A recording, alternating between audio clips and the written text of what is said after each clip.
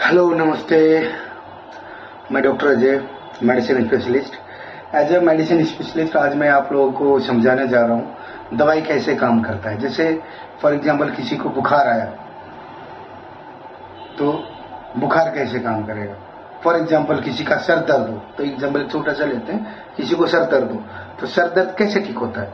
अब फर्स्ट इसके लिए एक मैकेनिज्म देखते हैं। देखो, अगर सर दर्द हो तो आप बोलते हो कोई भी दवाई ले लो। मैं दवाई का नाम नहीं लूंगा, इससे ब्रांड प्रमोशन होता है, ठीक है। कोई भी दवाई लो बोलते हैं।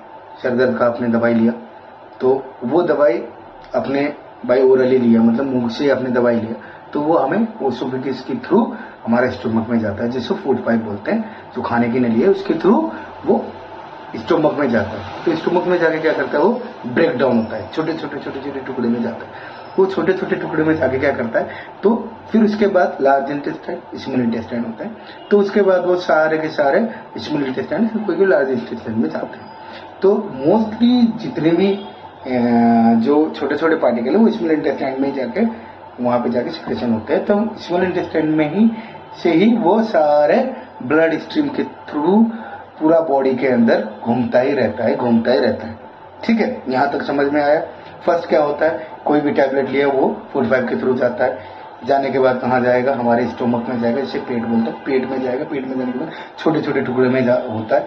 वो छोटे छोटे टुकड़े फिर हमारे आंत जो होते हैं, स्मॉल इंटेस्टाइन, लार्ज इंटेस्टाइन, वहां पे जाके ट्रांसफर होता है, मतलब सेक्रेशन होता है। वहां पे जाने के बाद वो ब्लड में जाके ब्लड स्ट्रीम के थ्रू ही पूरा बॉडी के अंदर सर्कुलेशन होता है। तो अब जो छोटे छोटे पार्टिकल्स हैं उनको पता तो नहीं होता है कि कहाँ जाना है, क्या करना है। वो तो ये नहीं है कि दिल्ली से गुड़गांव जाओ जीपीएस लगाओ, उनके अंदर कोई जीपीएस नहीं होता। यहाँ से नोएडा जाओ, गुड़गांव से नोएडा जाओ, ऐसा तो कुछ नहीं है। उनको तो फिर वो देखते हैं कहाँ पे उनका मोस्ट टारगेटेड एरिया है। चलो ठीक है भाई, इनका सर दर्द हो रहा है तो उनको एक मैसेज आता है कि हाँ वहां पे जाके एक्ट करना है, then they will act on it. तो ये सारा mechanism MOA, mechanism of action, ऐसा ही है।